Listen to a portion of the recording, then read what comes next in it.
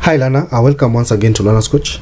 So if you're planning to apply for some HELB loan, then you need to be aware of these 10 new rules that have already been put across by the Ministry of Education.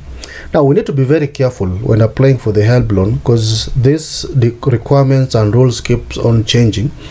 Like for example, you'll realize that at the moment there's a waiver of using your ID card when applying for the loan, right?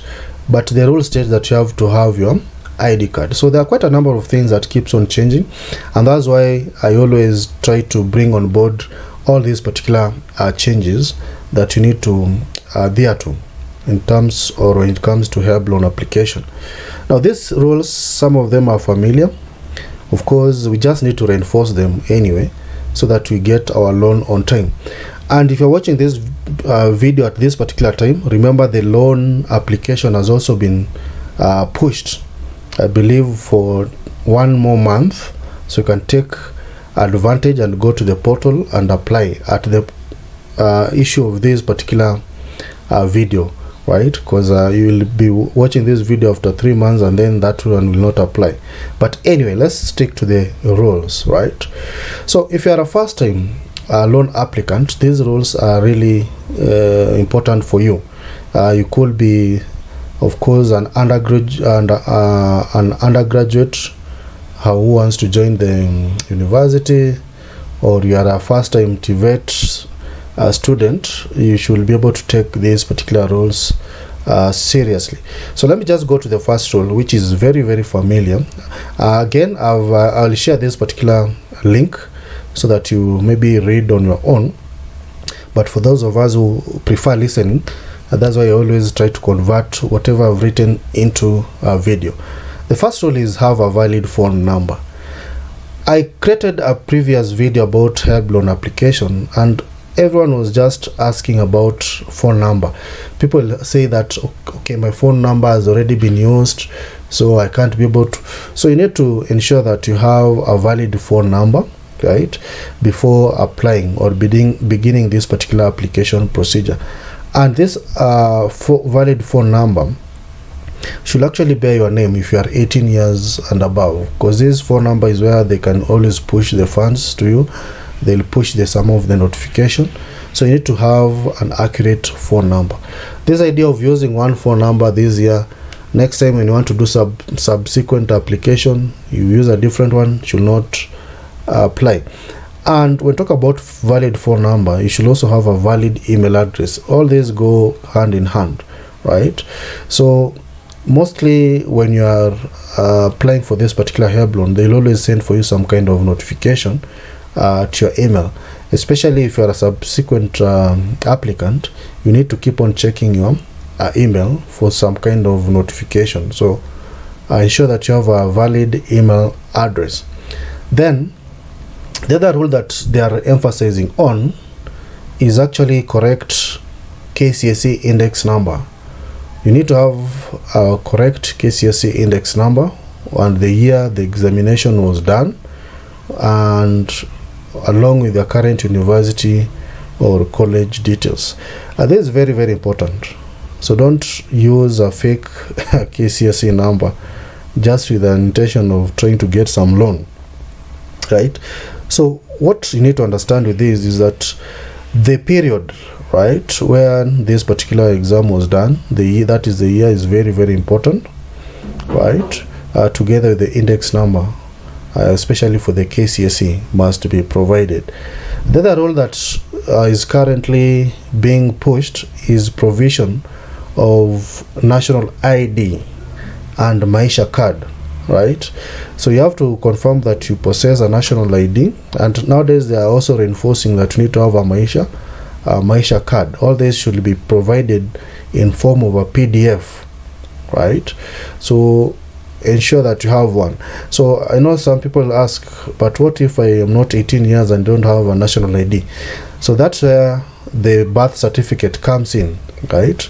So the other rule, you need to have a birth certificate if you can't be able to provide your national ID, right?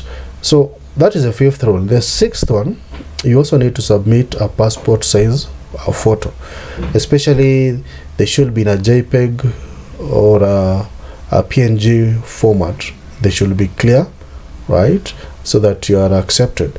The other rule, we are now at number 7, which is very important, is the provision of bank account details and M-Pesa number.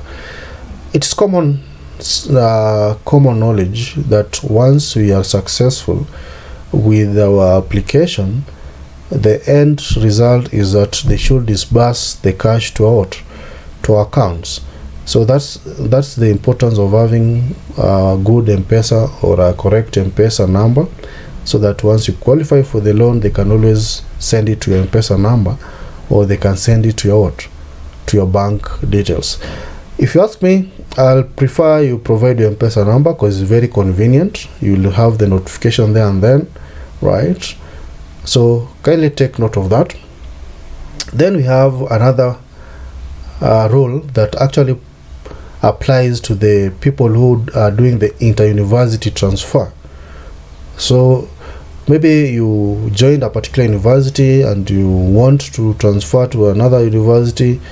So this is very, very important for you.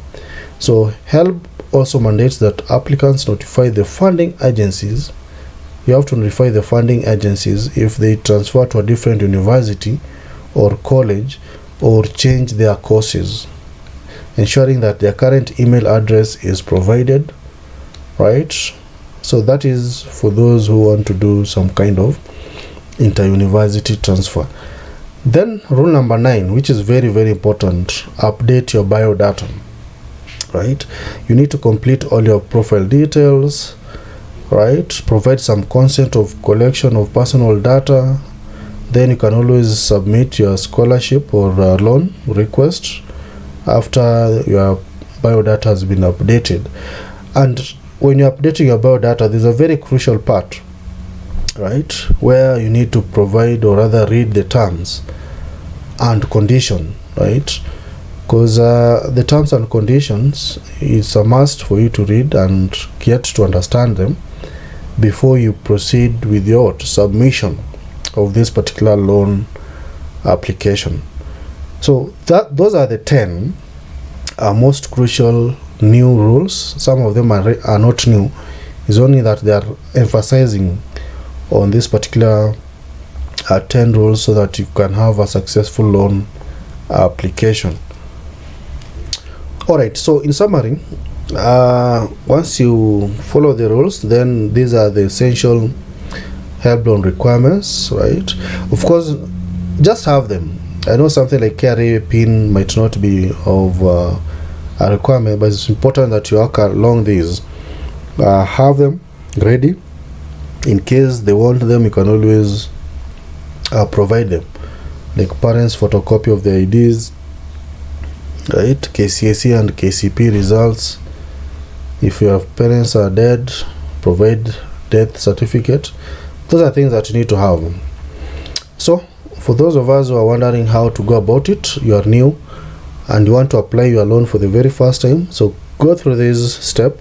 Visit the HELB portal, click on the student portal, update your details, select the first time undergraduate loan application, fill the form accurately. Don't skip any step, right? Take your time and ensure that you apply the rules that you've already mentioned above, right? After you have completed, submit that particular form. Then you can print the HELB form, right? Then ensure that they are signed, right? If you have issues with your loan application, you can access the web for the HELB, and of course you can call them. You can also send them an email. And there's another question that people have always asked: so how much can I get from HELB? Of course, it depends.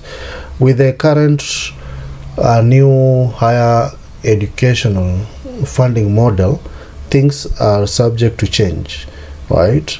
So it's based on the some kind of metrics that they use to establish if you need high amount or not.